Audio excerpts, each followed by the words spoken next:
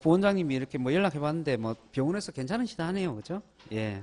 그래서 이제 뭐 이제 링기를 맞고 이제 잠시 쉬고 계신다니까 예 괜찮다니까 이제 걱정 안 하셔도 될 것 같습니다. 자 그래서요, 자 이제 뭘 보시냐면은 이제 110페이지에 보시게 되면은 거기에 이제 고급주택 나올 겁니다. 이제 고급주택. 자 그러면 이제 거기 밑에 이제 역시 이제 거기 도표가 나오는데요, 도표. 자 그런데 뭐 꼭 도표에 다 나와 있습니다만. 자, 이제 간단하게 설명하기 위해서 이제 적을게요. 자, 고급주택 같은 경우, 단독주택이 고급주택이 되는 요건이 있고요. 그 다음에 공동주택이 고급주택이 되는 요건이 있다는 얘기입니다. 그러면 요건이 아주 복잡하게 막 나오는데, 일단 기본적으로 이제 기억하셔야 될 게 뭐냐면, 숫자나 이런 건 나중에 외우시고, 그죠? 어떤 요건을 충족했을 때, 그죠? 이 고급주택이 되는가, 그죠? 그래서 첫 번째 기억하셔야 될 게 뭐냐면, 건물 연면적이에요, 건물 연면적. 건물 연면적이 일정 면적을 초과하고, 그 다음에 두 번째는 건물가액이죠, 건물가액. 예, 건물가액도 일정 금액 초과하고, 그 다음에요, 주택가액이죠, 주택가액. 그래서 주택가액도 일정 금액을 초과했을 때 이렇게 되는 거예요. 그 숫자는 나중에 외우면 돼요. 뭐 건물 연면적은 뭐 330m 제곱을 초과해야 된다. 건물가액은 9천만 원을 초과해야 된다. 뭐 주택가액은 6억을 초과해야 된다. 이렇게 돼 있는데 금액은 나중에 외우시고 일단 요건을 보시라. 요건. 요건이 건물 연면적, 건물가액, 주택가액. 두 번째는요. 대지 면적. 그 다음에 역시 건물가액, 주택가액.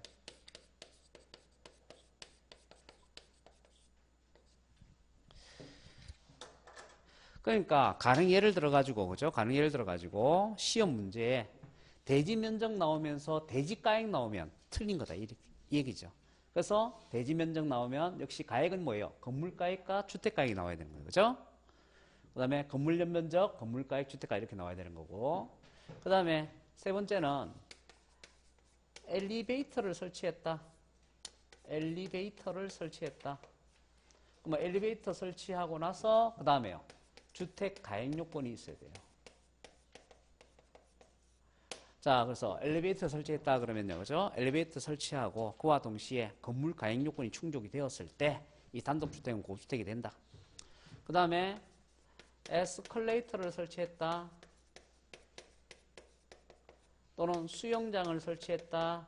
그죠? 그러면 에스컬레이터와 수영장을 설치했을 때는 이러한 시설물만 설치하면 무조건 단독주택은 고급주택이 되는 거고요. 다른 가액 조건이 필요가 없다 이 말이에요. 근데 시험 문제 자주 내는 게 이런 거죠. 에스컬레이터나 수영장 설치하고 또 무슨 주택 가액 같은 거 이 요건을 갖다 붙이잖아요. 그럼 틀린 지문이 된단 말이에요. 아시겠죠? 예, 그래서 에스컬레이터와 수영장은 이러한 시설물만 설치가 되어도 고주택이 되는 거고, 그 대신에 엘리베이터는 이러한 시설물이 설치가 되고 그와 동시에 뭐예요? 주택 가액이 이제 6억을 초과해야 되는 거죠. 그래서 기본적인 요건을 잘 봐두시라는 얘기입니다. 그 다음에 이제 공동주택 같은 경우는 이제 주택의 전용면적이죠. 전용면적. 그래서 전용면적 요건하고 그 다음에 역시 이제 주택 가액 요건이 맞아야 됩니다. 그럼 우리가 공동주택에서 알 수 있는 거, 공동주택은 시설물은 필요 없다 이 말이죠. 예, 시설물 요건은 필요가 없어요. 그래서 면적하고 가액 요건만 맞으면 되는 겁니다. 다만 이제 주의하셔야 될 것은 이 공동주택에 다가구 주택을 포함한다는 얘기죠.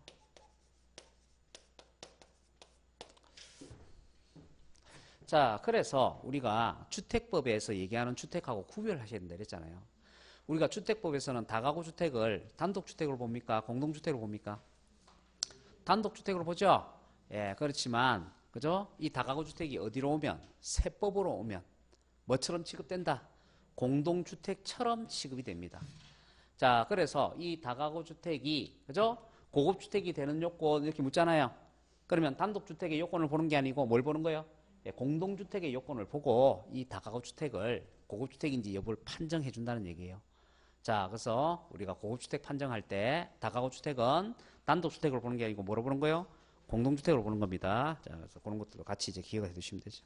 그래서 그 내용이 이제 110페이지 맨 아래 보면 그게 도표 맨 밑에 사각에 점찍혀가고 이렇게 돼 있잖아요. 일구의 공동주택의 경우 여러 가구가 한 건축물에 거주할 수 있도록 건축된 다가구 주택을 포함한다. 그죠? 예. 그래서 그런 내용이 나와 있습니다. 그 다음에 그 옆에 이제 111페이지 보시면 과밀 억제권역 안에 부동산 등에 대한 취득에 대한 중과세라는 게 나와 있죠? 자, 그래서 우리가 이때까지 본 거는 전부 다 표준세율 플러스 8% 본 거죠? 자, 그래서 이제 뭐 남았어요? 표준세율 플러스 4%짜리. 그 다음에요. 표준세율에다가 3배하고 여기다가 4% 뺀 거.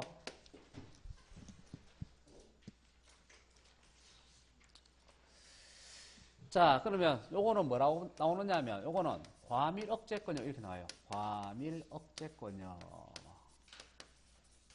네, 뭘 했다 이렇게 나옵니다.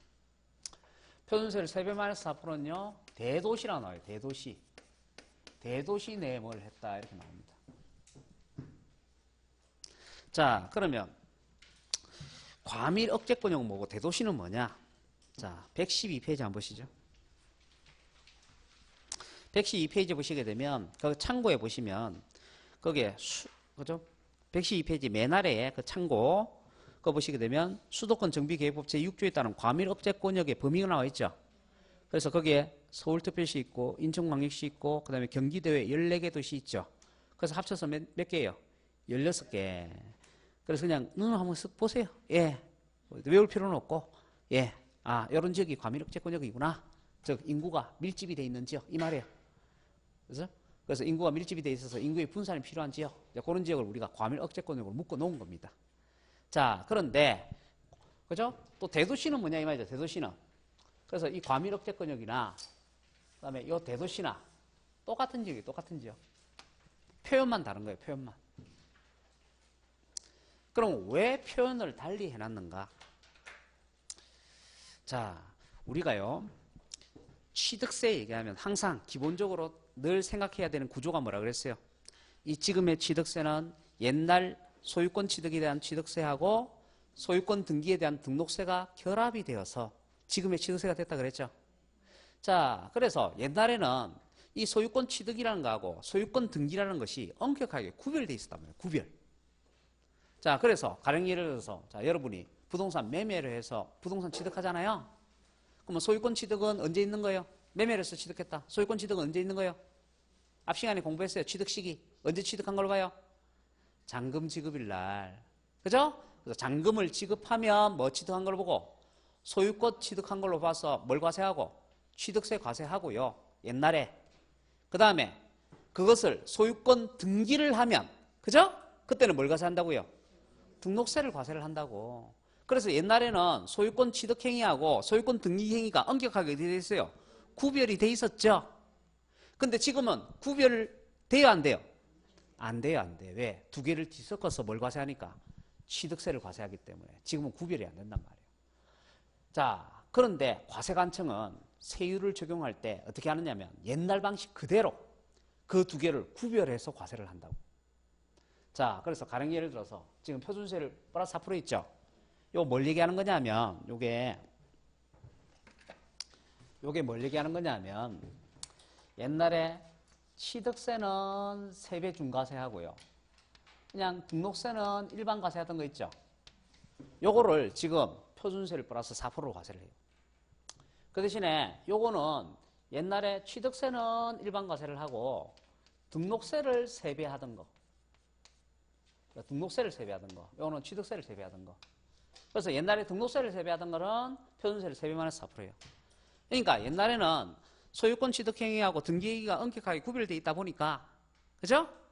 취득세는 그냥 일반 과세하고 등록세를 3배 하면 지금 이제 취득세의 세율은 표준세를 3배 마이너스 4%가 되는 거고요. 그 대신에 옛날에 소유권 취득행위에 대해서 몇 배 하고요? 3배 하고 소유권 등기행위는 그냥 일반 과세 하던 거 있잖아요. 그건 지금은 뭐라고요? 표준세율 플러스 4%라고. 그래서 옛날에 취득세를 이렇게 중과세 하던 거 있죠? 그거는 뭐라고 표현하고요? 과밀억제권역 이렇게 표현하고요. 옛날에 등록세 중과세 하던 거 있죠? 그건 지금에 어떻게 표현한다고요? 대도시 이렇게 표현한다고. 그래서 과세관청도 그렇게밖에 표현을 달리하는 것밖에 다른 방법이 없다고요. 왜? 이제 구별이 안 되잖아요, 구별이. 이제 소유권 취득하고 등기하고 구별이 안 되니까 옛날에 소유권 취득에 대해서 중과세 하던 것은 뭐라고 표현하고요? 과밀억제권을 표현하고요. 그죠? 그 대신에 옛날에 등록세를 중과세 하던 건 어떻게 한다고요? 그냥 대도시라고 표현을 한다고. 그래서 시험 지문에 과밀억제권형 나오면 전부 다 뭐예요? 표준세율 플러스 4%예요. 대도시라고 나오면 뭐예요? 전부 다 표준세 3배 마이너스 4%라고. 그죠? 그런데 문제는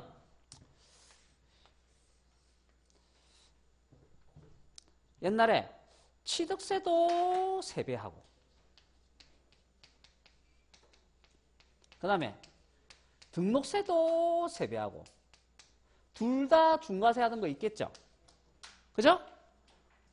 옛날에 이런 것도 있었을 거 아니에요. 그래서 이렇게 둘 다 중과세 하던 거는 지금 이제 어떻게 해야 돼요? 표준세율에 그냥 3배 해주면 되죠? 이 표준세율이 옛날 실세동사 합신세율이니까. 그죠? 자, 그래서 이렇게 얘기하는 거예요. 옛날에 취득세를 3배 하던 거하고 등록세를 3배 하던 거. 그죠? 그거는 요 두 개가 어떻게 된 거예요? 중복이 돼서 적용이 되는 거죠. 그래서 요 두 개가 중복이 되어서 적용하던 것은 지금은 어떻게 한다? 표준세율의 3배로 한다. 자, 그러면 제가 이렇게 표현법으로 구분한다 그랬죠. 근데 이거는 표현법으로 구분할 수가 없죠. 이거는 표현법으로 구분하면 되는데 이거는 표현법으로 구분할 수 없잖아요.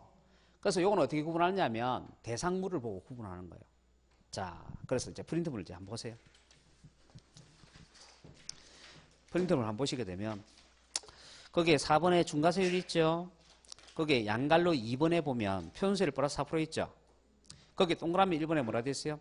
과밀억제권역 안에 공장신증서를 돼 있죠.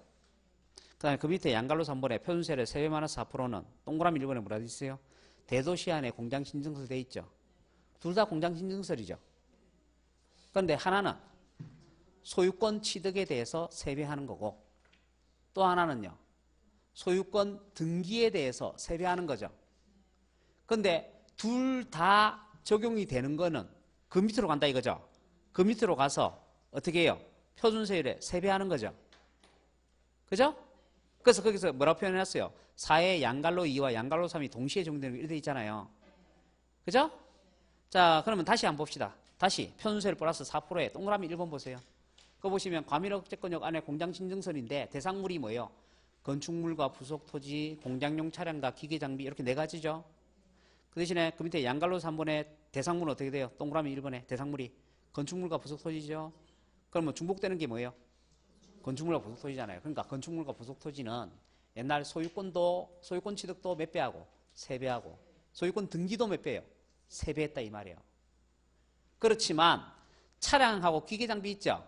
공장 차량과 기계장비는 소유권 취득만 몇 배 하고요? 3배 하고요. 등기는 일반과세 했다는 얘기예요. 그러니까 공장용 차량과 기계장비는 어떤 세를 적용해요? 표준세를 플러스 4%를 적용하는 거고 그 대신에 그 건축물과 부속토지는 어떻게 해요? 두 개가 중복이 되니까 표준세율에 3배를 적용하는 거예요. 이제 구분할 수 있겠습니까? 예. 그래서 요거는 뭐로 구분하고요? 표현법에 따라서 구분하고요. 요거는 어떻게 구분한다고요? 대상물 보고 구분한다고. 동그라미 1번의 경우. 자, 그러니까 자, 동그라미 1번을 출제자가 시험 문제 출제하기가 쉽겠어요? 어렵겠어요? 어렵겠죠. 왜냐하면 이거 어떻게 표현해도 어떤 세율이 다정될 수 있으니까. 왜냐하면 표현만 다르지 내용은 똑같은 거잖아요. 그러면 내용상으로 이의제기를 할 수가 있잖아요. 그죠? 자, 그렇기 때문에 동그라미 1번은 거의 출제를 안 하고 있고요. 시험 문제는 동그라미 2번을 출제를 하고 있는 거예요. 자, 그래서 동그라미 2번은 다 시험 문제에 다 나왔던 거예요. 자, 그래서 이제 양갈로 2번에 자, 표준세율 플러스 4%에 동그라미 2번 보세요. 동그라미 2번에 핵심적인 문구가 뭡니까? 과밀억제권역 안에 법인의 본점 주사무소 신증축 그게 핵심적인 문구예요. 그래서 본점 주사무소 나와야 되는데 지점이나 분사무소 나오면 틀렸다 그 얘기예요. 신증축 해야 되는데 그래서 신증축하지 않고 재축하거나 개축했다 그러면 틀렸다 이렇게 되는 거예요. 그 대신에 그 밑에 표준세율의 3배 마이너스 4%에 동그라미 2번에는 뭐라고 표현되어 있어요? 대도시 안에 법인의 설립, 설치, 전입 나와 있죠. 그래서 설립, 설치, 전입 나오면 뭐예요? 표준세율의 3배 마이너스 4%예요. 그리고 이때 설립이라는 것은 본점 주사무소의 설립이고 설치는 지점과 분사무소의 설치고 전입은 4가지 다 해당되거든요. 그러니까 우리가 표준세율 3배 마이너스 4%는 본점 주사무소, 지점 분사무소 다 해당된다 그 얘기입니다. 아시겠죠? 예, 그 다음에 취득하는 방식도 묻지 않아요. 그래서 그것이 신축이든 증축이든 재축이든 개축이든 다 해당된다 그 얘기예요. 아시겠죠? 예, 그래서 그렇게 해가지고 내용을 이제 파악을 하시면 되는 겁니다. 자, 그런데 가령 예를 들어서 거기에 4번의 중과세율에서 이 사치성 재산이면서 그와 동시에 그죠? 사치성 재산이면 표준세율 플러스 8%죠. 그러니까 양갈로 1번이 적용되면서 그와 동시에 양갈로 3번이 동시에 적용되는 것도 있을 수 있다고요. 그죠? 그러면 그때는 어떻게 하느냐? 그 밑에 보시게 되면 표준세율의 3배 플러스 4% 하는 거 있죠? 바로 그겁니다. 그래서 표준세율 플러스 4%는 어떻게 한다고요? 표준세율 플러스 8%짜리 하고 표준세율의 3배 마이너스 4%짜리가 중복이 되면 그때는 표준세율을 3배 플러스 4%를 한다. 근데 그 외에 게 또 중복이 되면 어떻게 하느냐 이 말이죠? 그때는 높은 세율 하나만 적용하는 거죠. 그러니까 가령 예를 들어서 양갈로 1번하고 양갈로 2번이 중복이 되었다. 그죠? 그 위에 4번의 중과세율에서 양갈로 1번하고 2번이 중복되었다. 그러면 그때는 어떻게 할까요? 높은 세율 하나만 적용하는 거예요. 그럼 높은 세율이 뭐예요? 표준세율 플러스 8% 아닙니까? 이해되나요? 예. 다행히 아직 중복 적용에 대해서는 나온 적 없지만 앞으로는 출제될 가능성도 있어요. 그래서 이제 같이 이제 기억을 해 두시는 거예요.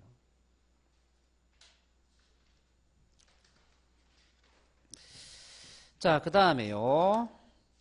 거기 이제 그 세율 중복 밑에, 바로 밑에 보시게 되면 거기 또 뭐가 나오느냐. 그죠? 뭐가 나오느냐. 바로 탄력세율로 합니다. 탄력세율. 그래서 탄력세율 같은 경우 플러스 마이너스 몇 프로? 50% 범위 내에서 세율을 조정할 수가 있다. 그죠? 근데 50% 범위 내에서 거기에 갈로를 쳐가지고 그 옆에다 갈로를 쳐갖고요. 50% 범위 내 옆에 갈로를 쳐가지고 중과세율은 제외라고 하나 적을까요? 그러니까 세율을 절반 정도 높이거나 낮출 수가 있는데 중과세율은 조정을 못한다고요. 왜요? 애초에 세금을 중하게 매겨놨기 때문에 거기다 세율을 또 조정할 수 있게 하게 되면 납세금리가 너무 불리해져요. 그렇지만 중과세율을 뺀 나머지 세율은 다 조정이 가능하다 이 말이죠. 가령 예를 들어서 자, 표준세율이 4%다. 그죠? 그럼 4%짜리는 조정할 수 있다고. 그러면 세율을 절반을 높이거나 낮출 수가 있죠. 낮추면 몇 프로까지? 2%까지. 높이면 몇 프로까지?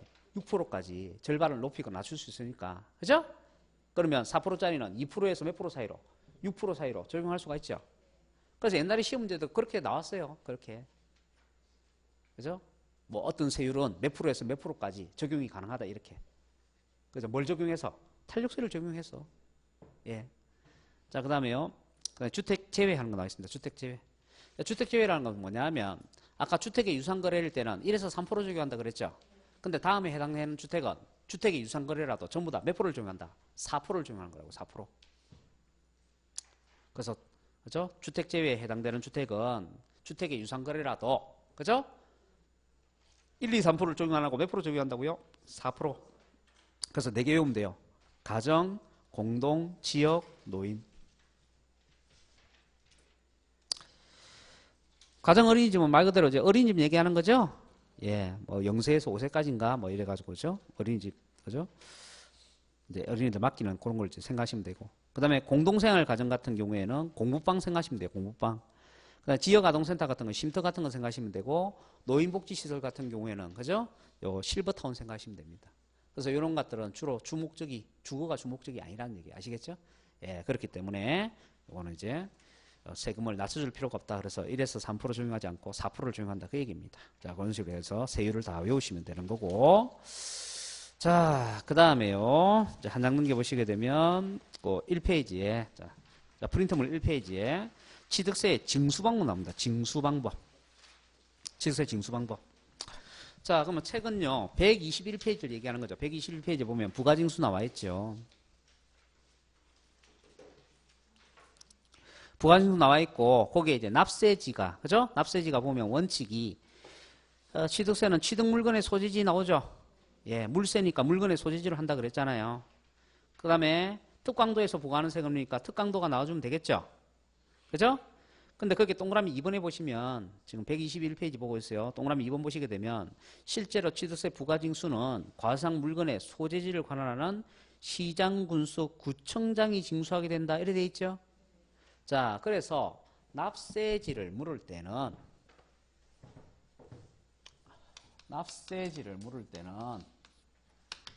특광도라고 얘기를 하고요. 그 대신에 징수지를 묻는다 이거죠? 그러면 시군구라고 얘기를 해야 된다고.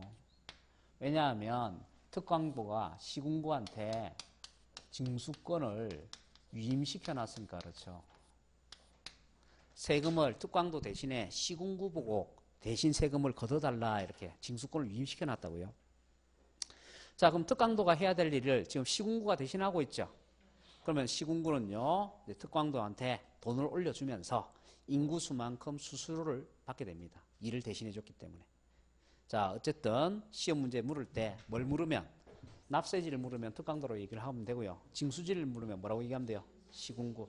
그래서 시험 문제 요거 어떻게 나오느냐 하면 그죠? 시군구에 신고 납부하여야 한다 이렇게 표현을 하고 있어요.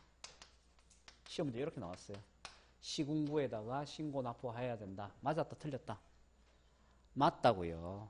왜냐하면 신고 납부는 어디다 하는 거니까 징수지에 하는 거니까. 그죠? 그 대신에 그죠? 시군구를 납세지로 한다 이런 맞아요 틀려? 틀렸다고. 납세지는 어디라고요? 특광도라고요. 그죠? 그래서 납세지하고 징수지하고 일단 구분을 하시고. 그래서 그 밑에 납세지 해서 부동산에 대한 납세지는 부동산 소재지다. 그죠? 부동산 소재지면서 어디요? 특광도다 이렇게 얘기해 주면 되는 거죠. 그 다음에 이제 넘겨보시게 되면 122페이지에 거기에 이제 납세 절차가 나온다고. 자, 그래서 이 납세 절차를 정리해 놓은 것이 자, 프린트물입니다. 프린트물. 자, 프린트물 보시면 됩니다. 자, 프린트물 보시게 되면은, 그죠? 그 취득세 징수 방법 나왔죠? 자, 원칙이 뭐예요? 원칙이? 자, 신고 납부. 자, 그러면 신고 납부가 이제 종류가 두 가지가 있다고요. 두 가지가. 이제 신고 납부 기한이 두 가지로 나눠져 있어요. 자, 등기 X 하는 거하고 등기 동그라미가 있죠? 자, 등기 동그라미는 뭘 얘기하는 거예요? 등기를 하고자 할 때 이 말이야. 아시겠죠? 자, 등기를 하고자 할 때는 언제까지요? 등기 등록하기 전까지. 그 대신에 등기 X는요? 등기를 아직 안 했을 때 이 말이야. 등기를 아직 안 했을 때는 언제까지요? 취득일로부터 60일 이내까지. 그죠? 자, 그래서 매매든 증여든 상속이든 간에 내가 등기를 하고자 한다 하면 무조건 뭐예요? 등기 등록하기 전까지 세금 내야 되고 등기가 아직 실행이 안 됐을 때는 언제까지요? 취득일로부터 60일 이내까지. 자, 그런데 허가구역 내에서 거래했을 때는요. 허가일로부터 60일 이내까지 되는 거고 그 다음에 상속의 경우는요. 상속 개시일이 속하는 달의 말일부터 6월 이내. 상속이 외국에 수출될 때는 9월 이내. 그 상속은 특히 기간을 길게 잡아주고 있죠. 예, 왜냐하면 피상속인이 사망하셨고 그분 장례도 치러야 되고 재산분배도 해야 되고 각자 믿는 종교에 따라서 종교의식도 치러야 되기 때문에 그죠? 60일이란 기간이 너무 짧다고 보는 거예요. 그래서 상속 개시일이 속하는 달의 말일부터 6월 이내에 신고 납부하면 되는 걸로 하고 있습니다. 그 대신에 여도 주의하셔야 될 것이 상속 개시일부터 6월이면 틀린 거예요. 상속 개시일이 속하는 달의 말일부터 6월이죠. 자, 그 대신에 자, 증여를 받았다. 그러면 언제까지 신고 납부할까요? 증여는 60일이죠. 60일. 상속을 빼고는 전부 다 며칠이요? 60일, 60일. 왜냐하면 증여는 살아서 생전의 재산을 이전시키는 거죠. 누가 돌아가신 게 아니죠. 예, 그래서 특별한 사유가 없기 때문에 이런 경우에는 사망이란 특별한 사유가 없기 때문에 증여의 경우에는 60일 이렇게 되는 거예요. 그러니까 상속만 그 신고기한이 길다는 얘기고요. 자, 그 다음에 예외. 일반 과세상이 뭐가 되거나 중과세 대상이 되거나 비과세 감면 대상이 뭐가 되었다? 과상이 되었다. 그러면 사유 발생일부터 며칠 이내까지? 30일 이내까지 신고 납부. 자, 그 대신에 신고 납부를 불성실하게 하게 되면 징수 방법이 보통 징수로 전환되죠. 자, 그래서 뭐 이해하기 쉽게 하려면 하나 표시해 두면 되겠죠. 요 신고 납부라고 돼 있고 여기 뭐라고 돼 있어요? 보통 징수라 돼 있죠. 도표에 그 화살표 이렇게 쭉 꺼가지고 그죠? 위에 나가면 뭐라 줬고요? 신고 납부를 불성실하게 했다. 그럼 밑에다가는요, 갈라쳐갖고 전환이라고 적으세요. 자, 그래서 신고 납부가 불성실하게 이루어지게 되면 징수 방법이 뭐로 전환된다? 보통징수로. 그리고 보통징수로 전환이 되면 뭘 포함해서? 가산세를 포함해서 세금 내야 되죠. 그죠? 가산세를 포함해서 세금 내야 되잖아요. 그래서 그 가산세의 종류가 두 가지가 있다고. 포함되는 가산세의 종류가 두 가지가 있다고요. 그래서 일반 가산세가 있고 뭐가 있다? 중가산세가 있다. 그래서 일반 가산세는 이미 우리가 첫 시간에 다 공부를 했고, 그래서 이제 중가산세 거기다 별표를 해놓고 꼭 기록을 하세요. 왜냐? 중가산세는 어디에만 있는 거다? 취득세에만 있는 거다. 취득세에만. 자, 요건을 잘 보세요. 요건 요거 시험지 여러 번 나왔어요. 신고도 안 되고 등기도 안 되고 매각했을 때, 그때 80% 중과산세입니다. 자, 시험 문제 가령 신고는 했는데 등기를 안 하고 매각했대요. 자, 그러면 중과산세 적용해야 하네요. 안 한다고요. 요건이 다 맞아야 돼요. 신고도 안 하고 등기도 안 하고 매각해야 된다고. 자, 그리고 매각 뒤에다가 갈로를 쳐서 중간 생략 등기라고 하나 적을까요? 요게 중간 생략 등기를 했을 때예요. 중간 생략 등기를 했을 때.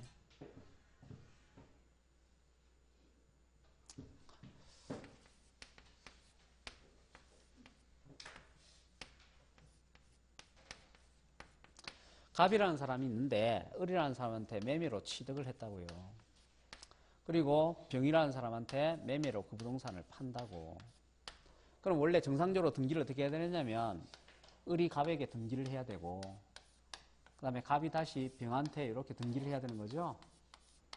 근데 이렇게 등기를 안 했다는 얘기예요. 이렇게 등기를 안 하고 을명으로 되는 걸 바로 누구한테?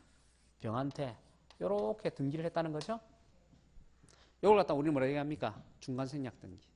자, 그러면 요 갑이요. 갑 보세요. 갑은 취득세 신고도 안 해서 취득세도 안 내. 그죠? 그 다음에요. 원래 재산을 보유하면 보유세 내야 되는데 재산세 종부세도 안 내요. 또 팔았으면 양도소득세 내야 되는데 양도소득세도 안 내죠. 그래서 세금이라는 세금은 다 포탈을 하고 이득만 챙긴다 이 말이죠. 그러면 과세관청은 이런 사람 제일 싫어해요. 과세관청은요, 불법을 저지른 사람을 싫어하는 게 아니고 세금 안 내는 사람을 제일 싫어하는 거예요. 아시겠죠? 예, 그래서 어떻게 한다고요? 80% 중과산세를 적용한다. 우리가요, 불법을 저질러도 중과산세는 적용 안 해요. 가령 예를 들어서 내가 무허가로 부동산 취득했잖아요. 그죠? 그럼 무허가로 부동산 취득했다고 중과산세 적용합니까? 아니요. 왜? 과세관청은 돈만 받으면 되기 때문에. 불법이라도 돈만 잘 내면 과세관 아무 소리 안 합니다. 예. 그럼 불법 저지르면 어떻게 하느냐? 다른 행정적 처벌을 받는 거죠. 다른 구청이라든가 이런 데서. 그죠? 그래서 과세관청은 세금만 잘 내면 아무 문제가 없어요. 예. 그래서 이렇게 세금 안 내고 득을 취하는 사람, 이런 사람 육수 싫어합니다. 그래서 이렇게 중과산세가 80%가 이제 적용이 된다는 거예요. 또 받으시고. 자, 그 다음에 그 밑에 이제 뭐 나와 있습니까? 취득세 비과세라는 게 나와 있죠? 예. 그럼 취득세 비과세를 한번 보죠. 자, 그럼 130페이지 한번 보시죠. 130페이지.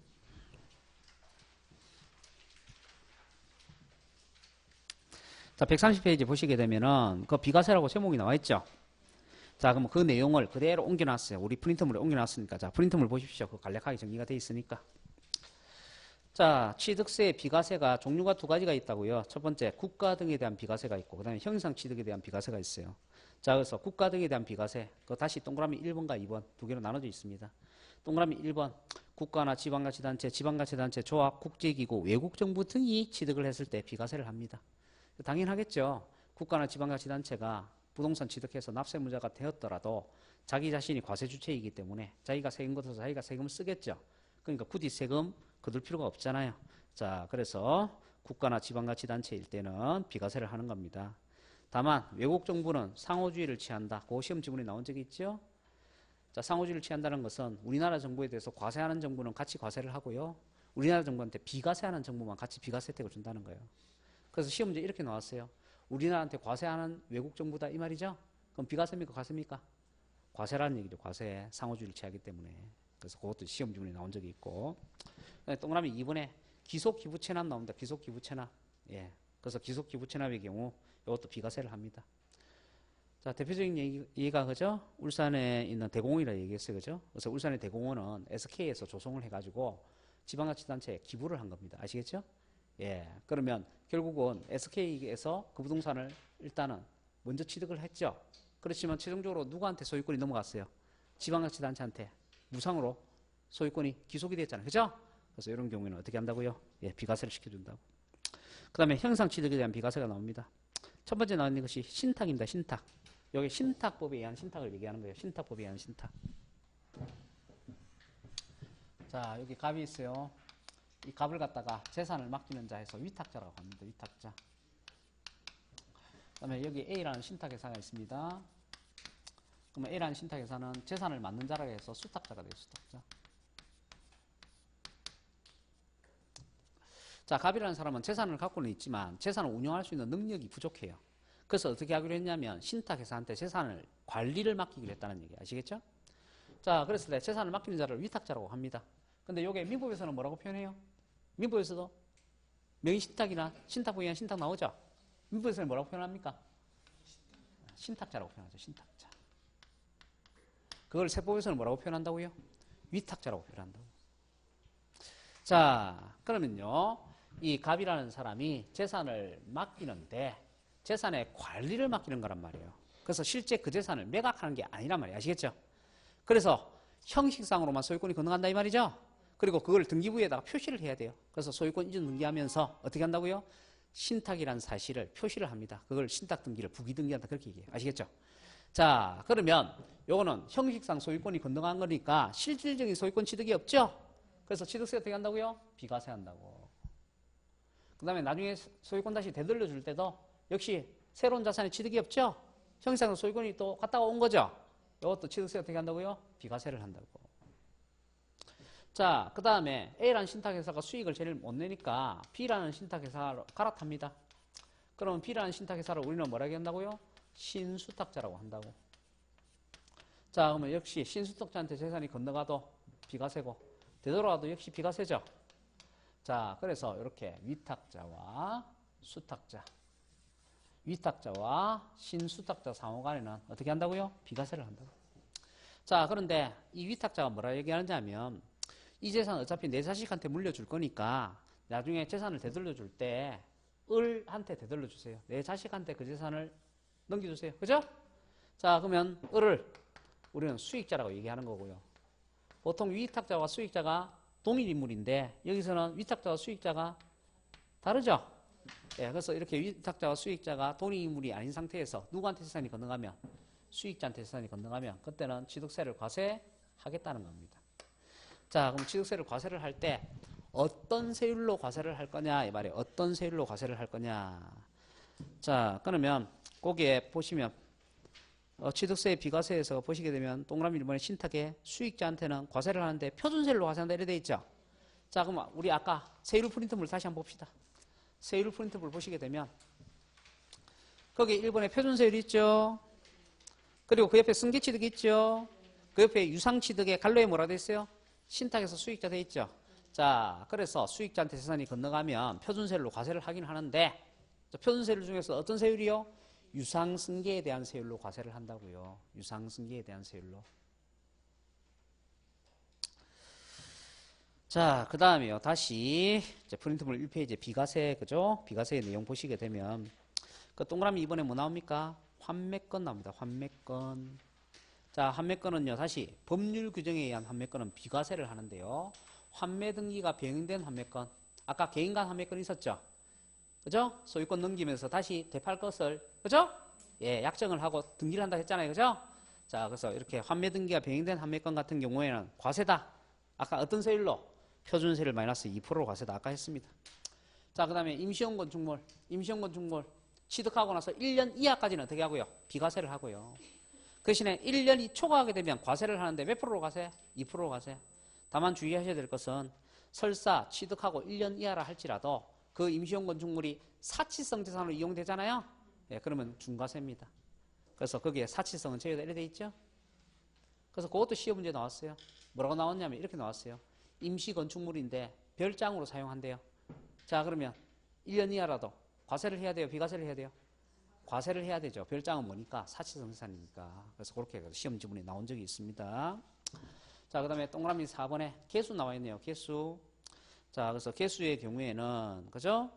원래는 과세인데, 공동주택의 개수는 비과세를 한다 이 말이죠? 다만, 그 개수라도 뭐는 제외다? 대수선은 제외다. 그래서 대수선은 과세고, 대수선이 아니고, 그냥 독립적 시설물을 수선하거나, 또는 부수적 시설물을 설치하거나 수선하는 거. 그래서 대표적인 예가 뭐가 있겠어요? 아파트 같은데 엘리베이터 같은 거 교체하는 거 있잖아요. 예, 그런 것들은 부수적 시설물을 설치하거나 수선하는 거잖아요. 예, 그런 것들은 어떻게 하고요? 비과세를 하고요. 아예 벽면을 막 내벽력을 뜯어고치고, 그죠? 기둥을 뜯어고치고 이런 거 있잖아요. 그런 것들은 과세라고. 자, 그 다음에 동그라미 5번에 자, 차량 상속 나옵니다. 자, 차량을 상속받았다. 근데 그 차량이 어떤 차량이냐? 천재지변에 의해서, 화재에 의해서, 교통사고에 의해서, 또는 차량 초과에 의해서 폐차를 해야 될 차량이다 이 말이죠. 예, 그러면 폐차를 해야 될 차량을 상속받았다 할지라도 그 차량을 쓸 수 없죠. 그래서 취득세 어떻게 한다고요? 비과세를 시켜준다고. 그죠? 예, 그래서 그런 내용들 이제 정리하시면 되는 거고요. 자, 그 다음에 책 이제 128페이지 보세요.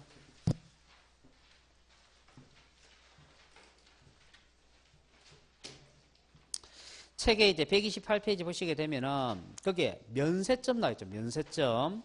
그죠? 그래서 동그라미 1번 봐두시면 되잖아요. 그죠? 취득가액이 50만원 이하인 때는 취득세를 부과하지 아니한다. 자, 그래서 면세점이라는 것은 이렇게 과세 표준이 일정 금액보다 적을 때 세금 안 내는 거죠. 그죠? 그래서 50만원이 중요한 게 아니고 뭐가 중요한 거예요? 취득가액이란 말이 중요한 거예요. 취득가액이 뭘 얘기하는 거예요? 과세 표준 얘기하는 거죠. 그래서 과세 표준이 50만원 이하일 때 세금을 부과하지 않는 겁니다. 그래서 취득가액이란 말 대신에 취득세액이란 말을 쓰면 틀린 지문이 된다. 그죠? 예, 그래서 취득가액이 50만원 이하여야 됩니다. 자, 그런데 작년에 시험 문제 동그라미 2번 그게 지문에 나왔어요. 자, 그거 읽어볼게요. 토지 또는 건축물을 취득한 자가 그 취득한 날로부터 1년 이내에 그에 인접한 토지 또는 건축물을 취득하는 경우에는 각각 그 전후의 취득에 관한 토지 또는 건축물의 취득을 한 건의 취득 또는 일구의 건축물의 취득으로 간주하여 취득가액이 50만원 이하인지 판단하여야 한다. 이거 아주 재밌는 규정이죠. 자, 여기 토지가 있는데요. 이게 배평짜리라고, 배평짜리. 근데 이 토지를 취득하기로 했는데 한 평당 50만원씩 계산을 해가지고 5천만원을 주고 취득하기로 했다는 얘기입니다. 자, 그럼 100평을 5천만원 주고 한 목에 다 취득하잖아요. 그럼 면세점에 해당이 돼야 안 돼요? 안 되죠. 그래서 세금 내야 되죠. 자, 그래서 나는 세금을 회피하기 위해서 어떻게 하느냐 하면, 그죠? 매일 한 평씩 산단 말이에요. 매일 한 평씩. 며칠 동안? 100일 동안. 아시겠죠? 오늘 50만원 주고 한 평 사고, 내일 50만원 주고 한 평 사고, 모레 또 50만원 주고 한 평 사고, 그죠? 그렇게 100일 동안, 그죠? 100평에 해당되는 토지를 취득하기로 했다. 자, 그러면 취득세라는 세금은 소유권 취득할 때마다 과세를 하는 거죠. 근데 매번 소유권 취득할 때마다 나는 얼마나치 취득을 했어요? 50만원어치 취득했죠. 그래서 어디에 해당돼요? 면세점이 해당이 되잖아요. 그래서 나는 세금을 안 낼란다 이 말이죠. 자, 그래서 과세관청에서 그렇게, 그죠? 아주 비열한 방법으로 세금을 회피하려고 하는 거, 이런 걸 눈 뜨고 볼 수가 없다는 얘기예요. 그래서 어떻게 하느냐 하니까 이런 식으로 토지를 계속, 인접한 토지를 계속 취득하잖아요. 그럼 몇 년 동안 취득한 거? 1년 동안 취득한 금액을 다 합쳐가지고, 그죠?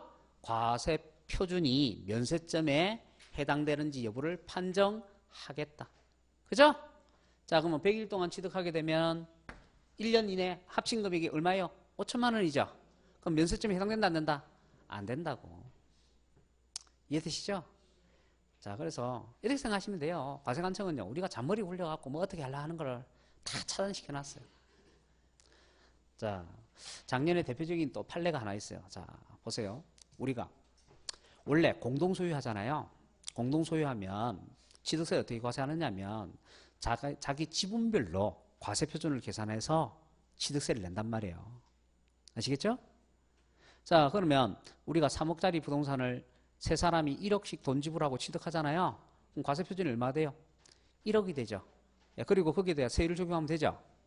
자, 그런데 가령 예를 들어서 이제 예를 든 게 아니고 실제 이런 일이 있었어요. 판례가 있습니다. 자, 어떤 사람이 어떻게 취득을 하냐면, 자, 아파트를 취득을 하는데요. 아파트를 취득하는데 그 아파트가 10억짜리란 말이에요. 10억짜리. 12억짜리라고 합시다. 자, 아파트가 12억짜리란 말이에요. 12억짜리인데 자기가 가만 생각해보니까 그 12억을 내가 혼자서 다 사면 세율이 3%에요. 3%. 9억을 초과하니까. 그죠? 그래서 요거 금액을 좀 낮춰야 되겠다 싶어가지고 어떻게 하느냐 하면요. 예. 4명이서, 가족 4명이서 공동으로, 아시겠죠? 그 아파트를 취득을 하는 거예요. 자, 그러면 지분가액이 얼마가 돼요? 4명이니까 3억 되죠. 3억. 그래서 자기는 어떻게 하느냐면 지분가액으로 계산하니까 우리는 과세표준이 3억밖에 안 되니까 1%로 세금 내겠습니다 해서 1%로 다 신고를 했다는 얘기 아시겠죠? 이해되시죠? 공동취득한 사람이. 그랬더니 과세관청에서 나중에 세금 다시 내세요 이래가지고 가산세까지 붙여갖고 고의세를 보내오더라는 얘기예요. 그래서 이 사람이 억울하다 이래서 이의를 제기했죠. 과세관청에서 안 받아들여줘요. 그래가지고 소송을 합니다. 소송. 아니 공동으로 취득하면 지분가액으로 한다고 했는데 아니 지분가액대로 세금 냈는데 뭐가 문제입니까 이 말이죠. 그러니까 과세관청이 뭐라 얘기해요. 자, 주택의 경우 1, 2, 3%를 하는 이유가 뭐냐. 그죠? 그는 그 주택 총가액을 따져갖고 판단하는 건데, 그죠? 그렇게 세율이 누진적으로 적용되는 그런 것들은, 그죠? 우리가 지분가액으로 하면 그렇지 않은 사람하고 소수의 불공평이 발생한다 이 말이죠. 그래서 공동으로 취득했더라도 무엇은 주택의 유상거래일 경우에는, 그죠? 그때는 지분가액으로 판단 안 하고 세율을 적용할 때는 어떻게 판단하겠다? 전체 금액을 가지고 세율 판단을 하겠다. 그리고 각자 지분별로 그 전체 세금에 대한 것만 지분별로 나눠서 내라 이렇게 되는 거예요. 아시겠죠? 예. 자, 그래서 결국에는 주택의 유상거래의 경우에는 그죠? 우리가 공동으로 취득했을 때라도 과세 표준을 산정할 때는 지분가액으로 한다 안 한다? 안 한다고요. 그러니까 법에서 형식적으로 이렇게 표현을 해놨더라도 과세관청은 어떻게 한다는 거예요? 조세의 형평을 고려해서 실질적으로 판단을 한다는 거죠? 예. 그런데 참 그게 참, 예, 판사도 잘 만나야 돼요. 왜냐하면 우리가 모든 걸 다 실질적으로 판단하는 것도 아니에요. 자, 가령 예를 들어서 또 어떤 것이 있냐면 이런 것도 있어요. 자, 부부가요, 주택을 2채를 갖고 있었단 말이에요. 남편 명의로 한 채 갖고 있었고 부인 명의로 한 채를 갖고 있었어요. 아시겠죠? 그러니까 1세대 몇 주택이에요? 2주택이죠. 그래서 이 상태로 팔면 세금을 비과세를 못 받아요. 그죠? 그래서 이 부부가 어떻게 하느냐 하면 위장 이혼을 한단 말이에요. 뭐 하려고? 세금 아끼려고. 근데 세금 아낄 만도 했어요. 왜냐하면 제가 그 판례를 보니까 세금이 한 1억 2천인가 이렇게 나왔더라고요. 그러니까 1억 2천 세금 내느니 우리 차라리 위장 이혼하자. 그래서 차라리 세금 1억 2천 아끼자 이 말이죠. 위장 이혼 해가지고. 그래갖고 실제로 위장 이혼을 해가지고 예, 주택을 이제 팔아가지고 이제 1억 2천이라는 세금 비과세를 그죠? 이제 받는다 이렇게 생각을 한 거죠. 근데 과세관청이 보니까 이게 위장 이혼이 너무나 명백하다 이 말이죠. 왜냐? 이혼을 했으면 따로따로 살아야 되는데 한 집에 같이 살고 있고 이해되시죠? 생활도 같이 하고 있고 그죠? 그래서 이 과세관청이 이런 경우가 있나 이래가지고 그죠? 이제 고의서를 다시 보낸 거예요. 이제 가산세까지 포함해갖고 아시겠죠? 그러니까 이 사람이 그죠? 웬만하면 그냥 세금 낼 건데 위장 이용할 정도로 독하게 마음먹었으니까 가만히 있지 않았겠죠. 그래서 소송을 한 거예요. 그래서 소송을 해서 승소를 합니다.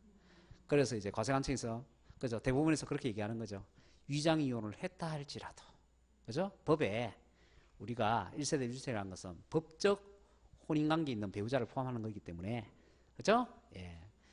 아무튼 사실혼 관계에 있거나 아니면 이혼을 했을 경우는 해당이 안 된다 이래가지고 그래서 결국은 이제 이혼해서 위장 이혼해서 파는 것도 합법적인 절세의 방안이라고 대부분에서 인정하는 결과가 되는 거죠.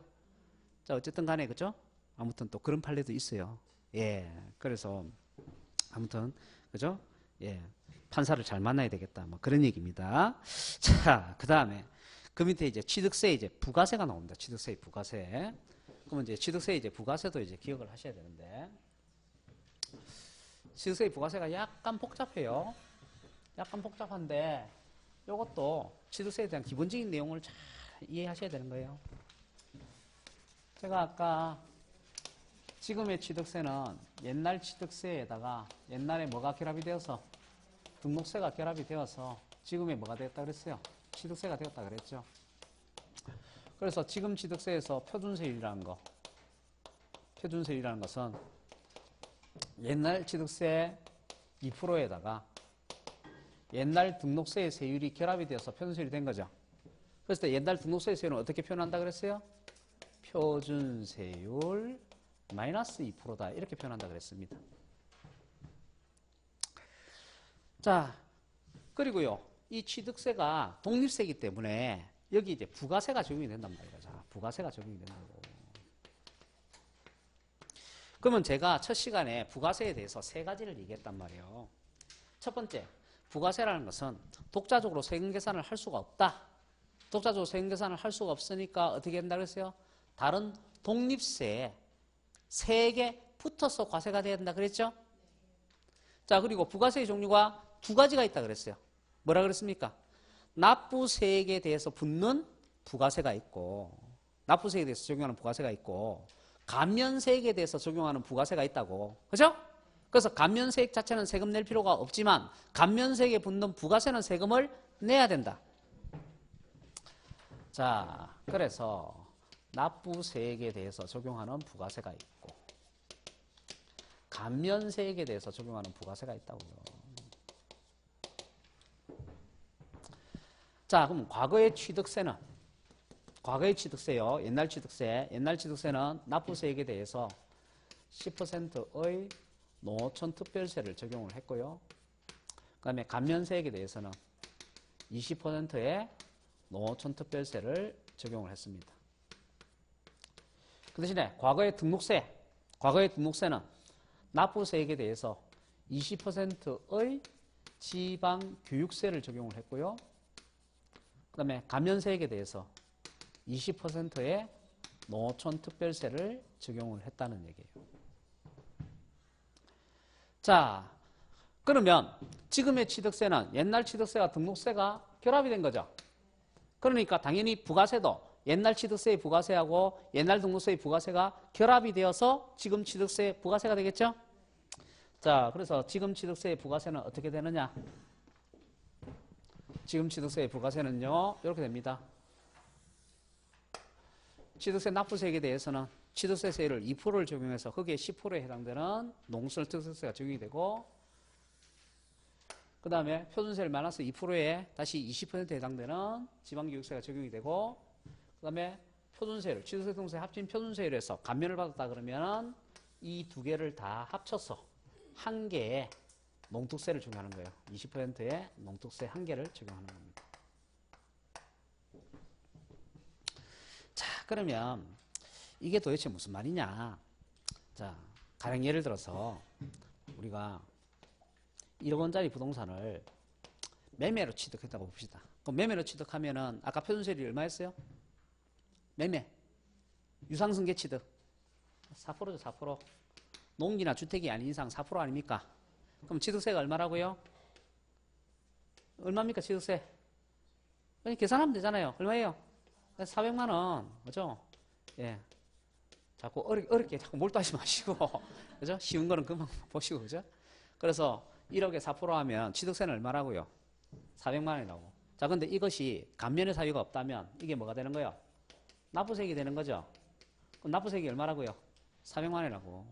자, 근데 이 납부세액에 대해서 부가세가 2개가 분다고, 2개가. 그죠?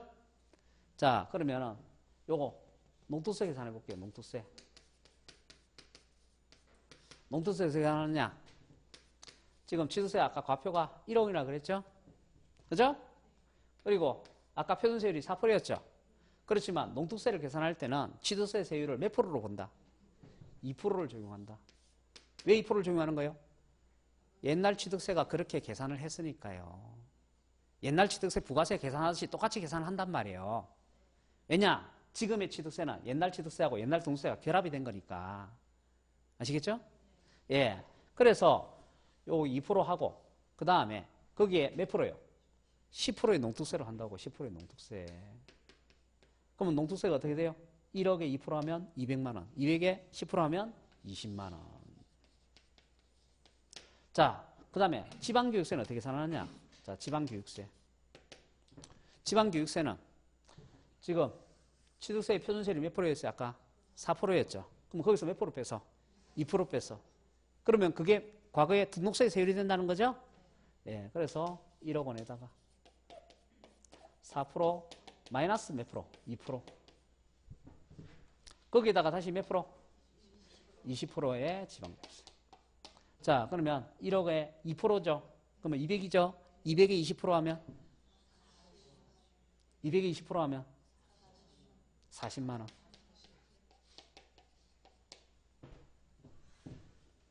그래서 결국은 취득세 400만 원에다가 부가세 얼마까지 합쳐서? 20만 원, 40만 원, 저 60만 원까지 합쳐서 460만 원을 세금을 낸다. 이렇게 되는 거죠? 그죠? 예. 그러니까 지금 법을 갖다가 이렇게 합쳤으면 부가세도 합친 대로 편하게 계산을 해야 되잖아요. 근데 법을 합쳐놓고 부가세는 또 어떻게 해요? 옛날 법 그대로 적용하고 있죠. 세율도 그런 식으로 하고 있잖아요. 그러니까 왜 합쳤느냐 이 말이에요. 그래서 과세관청한테 되물어보는 거예요. 도대체 왜 합쳤냐? 옛날처럼 똑같이 계산할 거. 그죠? 예, 그래서 제가 늘 얘기하는 거잖아요. 합쳐서는 안 될 세금을 합쳐놓으니까 이런 문제가 생긴단 말이에요. 자, 그 다음에 하나 더 보셔야 될 것이 요거예요. 요것이 주택이 유상거래일 때 주택이 유상거래일 때 농도세는 똑같이 계산을 해요. 농수세는 똑같이 계산을 하는데 지방교육세는 계산 방법이 다르다고요. 왜냐하면 아까 주택이 유상거래는 1%, 2%, 3%죠. 근데 1%, 2% 적용하면 아예 부가세 계산 안 되죠. 자, 그래서 주택이 유상거래일 때 어떻게 하느냐면 해당 세율에다가 아까 어떻게 했어요? 50% 곱했죠. 그 다음에 이제 몇 프로 할까요? 지방교육세 20% 하면 되잖아요. 20%의 지방교육세 이렇게 한다고요.